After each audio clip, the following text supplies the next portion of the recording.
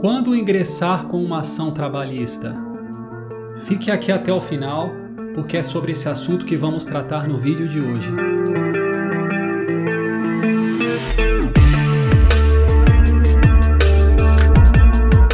Olá pessoal, sejam muito bem-vindos, vocês estão no Conversa Legal, o canal em que tratamos de assuntos diversos, sempre analisados do ponto de vista jurídico e de forma prática. A relação de trabalho é formada pelo empregado e pelo empregador.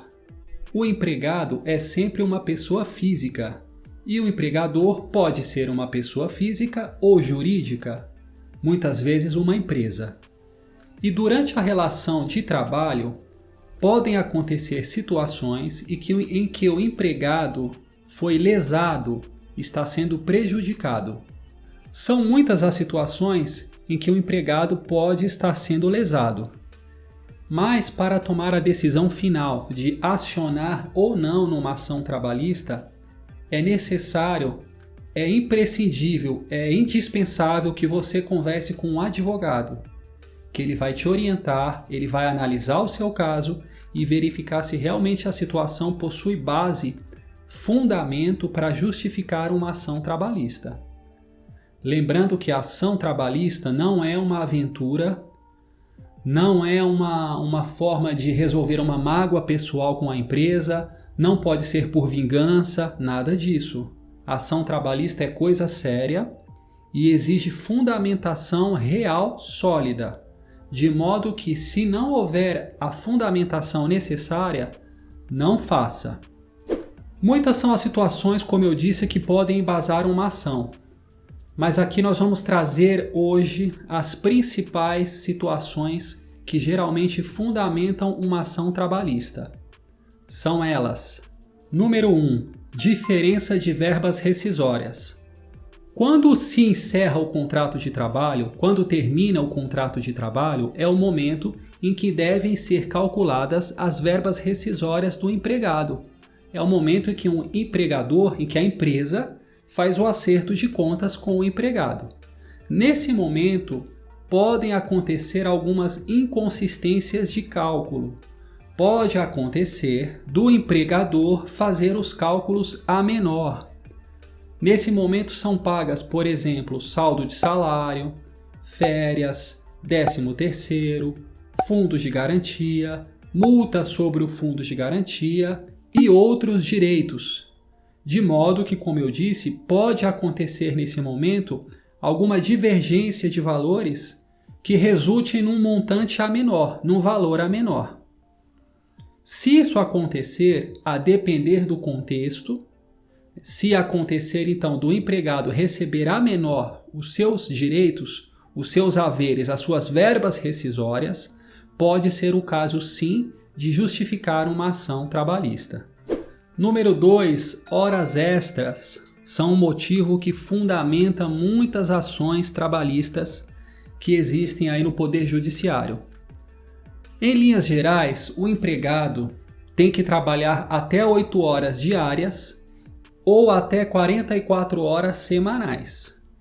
O que passar de 8 horas diárias, o que exceder essas 8 horas ou o que exceder 44 semanais é considerado hora extra e deve ser pago com um adicional de pelo menos 50%.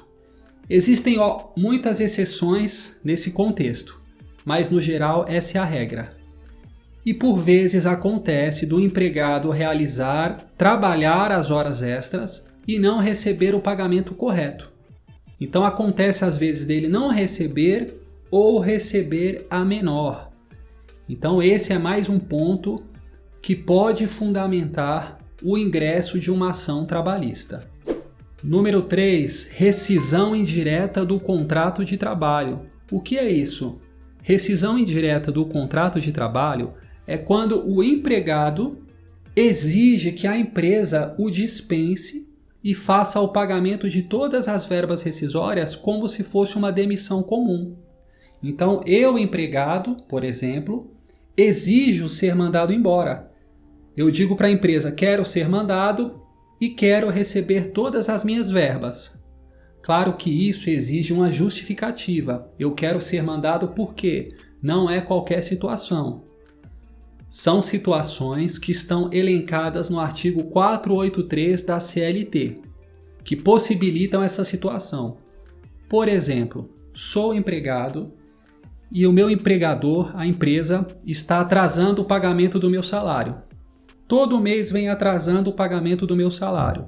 E quando me paga ainda de modo fracionado, um pouquinho dia 5, um pouquinho dia 10, mais um pouco dia 18. Então eu estou sendo prejudicado e eu falo para a empresa, olha, a situação não está boa, eu gostaria de ser dispensado. E aí a empresa pode falar para mim, não vou dispensar, você que peça as contas. Percebe a situação? Então nesse exemplo eu não estou recebendo o salário corretamente e a empresa não quer me dispensar. Então nesse caso eu posso ingressar com uma ação pedindo a rescisão indireta do meu contrato de trabalho. Nesse caso, a empresa será obrigada a me dispensar e me pagar todos os meus direitos cabíveis. Outro exemplo seria eu estar trabalhando como empregado e a empresa não estar depositando o meu fundo de garantia. Há 2 anos, por exemplo, sem depositar meu fundo de garantia. Eu posso ingressar com essa ação pedindo a rescisão do meu contrato de trabalho. E nesse caso, eu posso entrar com ação mesmo trabalhando, porque geralmente o mais comum é que o empregado espere sair da empresa para ingressar com ação depois. Mas nesse exemplo de rescisão indireta, eu posso acionar ainda trabalhando. Eu entro com ação, posso ir para casa, a depender do contexto, e aguardo. Estando bem fundamentado, estando tudo correto, o juiz vai confirmar a rescisão e vai obrigar a empresa a me pagar todos os direitos devidos. Número 4. Adicional de insalubridade que não foi pago ou que foi pago de forma errada. O que é o adicional de insalubridade? É o adicional que deve ser pago ao empregado que trabalha em situações em que ele se expõe a risco à sua saúde. Então ele trabalha mexendo com produtos tóxicos, produtos químicos, produtos que fazem mal à saúde, excesso de ruído, temperatura muito baixa ou muito alta. Então são situações em que o empregado trabalha em condição que pode prejudicar a sua saúde. Nesse caso, ele tem direito a um adicional chamado insalubridade, que é pago em acréscimo ao seu salário. Pode ser de 10% a mais do salário, 20% ou 40%. Exemplo, eu sou um auxiliar de limpeza que trabalho no hospital e eu recolho lixo hospitalar. Aquele lixo hospitalar, ele tem seringa, ele tem agulha usada, ele tem material contaminado. Então eu trabalho com o lixo que pode prejudicar a minha saúde. Então eu tenho direito adicional. Outro exemplo, eu trabalho com aquelas britadeiras de rua que fazem muito ruído, muito barulho, que podem prejudicar a minha audição. Então eu tenho direito ao adicional de insalubridade. Eu trabalho, por exemplo, numa câmara frigorífica a 0 graus Celsius ou menos 2 graus. Trabalho num ambiente frio, que pode me deixar doente. Eu tenho direito a esse adicional. E pode acontecer da empresa não estar pagando corretamente esse adicional, estar pagando a menor ou simplesmente nunca ter pago. Então pode ser um caso de embasar uma ação trabalhista também. Número 5. Acidente de trabalho. Acidente de trabalho, como o próprio nome diz, é o acidente que acontece no ambiente de trabalho ou em decorrência do trabalho e que pode levar à responsabilização direta do empregador, da empresa. Por exemplo, trabalho numa empresa de marcenaria, estou cortando madeira, eu sou um empregado, estou cortando e de repente vem uma farpa de madeira e fura meu olho.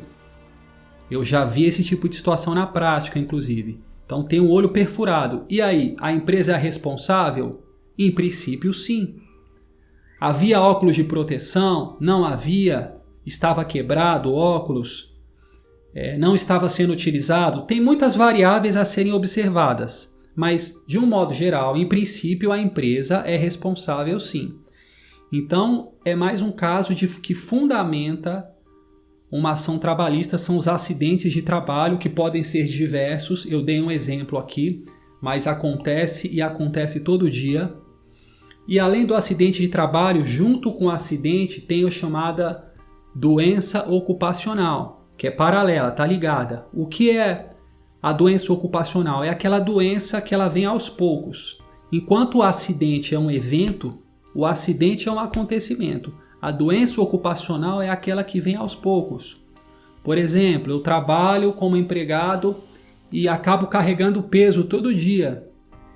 E em decorrência desse peso, com o passar do tempo, eu adquiro uma hérnia na coluna ou uma hérnia inguinal. Então eu tenho uma doença ocupacional em razão do trabalho. Outro exemplo, eu posso ser digitador, digito muitas horas por dia, muitas horas. 8 horas direto.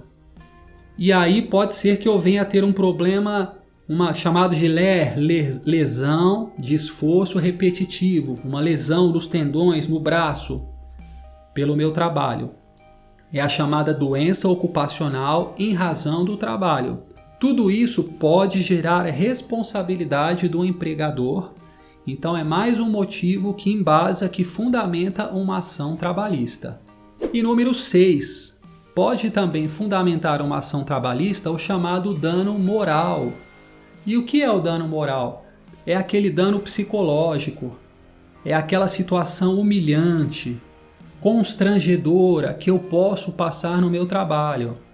É o caso, por exemplo, daquele chefe muito agressivo que fala palavrão, que humilha de forma contundente a pessoa, de forma desmedida. Pode ser o caso de um dano moral. Não é qualquer situação, pessoal. Não é um descontrole naquele dia que a pessoa não está bem. Não é isso. É aquela situação grave, o dano moral. Então é um constrangimento, é uma humilhação. Pode ser, por exemplo, como eu já vi na prática, aquela situação em que o empregado não bateu uma meta que ele deveria bater, mensal. Em razão disso, ele tem que pagar um castigo no meio da equipe.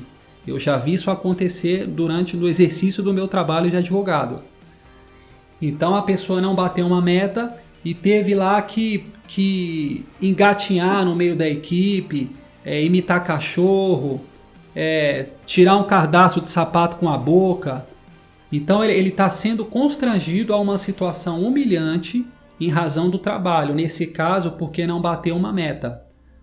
Então o dano moral são várias situações, eu estou exemplificando aqui, mas é aquele dano que ele aflige o psicológico da pessoa. Pode embasar uma ação trabalhista. Então, pessoal, eu dei 6 exemplos aqui de situações que podem fundamentar a ação trabalhista. Existem outras ainda. E repito, para chegar a uma conclusão, para chegar à decisão de acionar ou não a empresa, é uma decisão séria que a pessoa não deve tomar sozinha. Ela deve consultar um advogado sério, imparcial, frio, que vai analisar a situação e vai ser verdadeiro, dizendo, olha, isso aqui fundamenta sim uma ação trabalhista, ou não, isso aqui não fundamenta e não vale a pena acionar. Tá ok? Quando eu falo não vale a pena, é porque, como eu disse, a ação não é brincadeira, é coisa séria e deve ter fundamentação. Então é isso, pessoal. Por hoje ficamos aqui. Eu quero saber de vocês se você já passou alguma situação em que você se sentiu lesado pela empresa, se você já teve que acionar, que processar a empresa, se você já passou por alguma experiência dessa. Conte aqui nos comentários.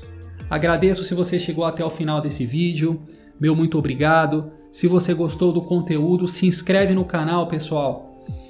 Deixa seu joinha, ative os sinos de notificação para você sempre receber um comunicado quando a gente lançar um vídeo novo. E é isso aí, pessoal. Até o próximo vídeo. Um abraço. Tchau.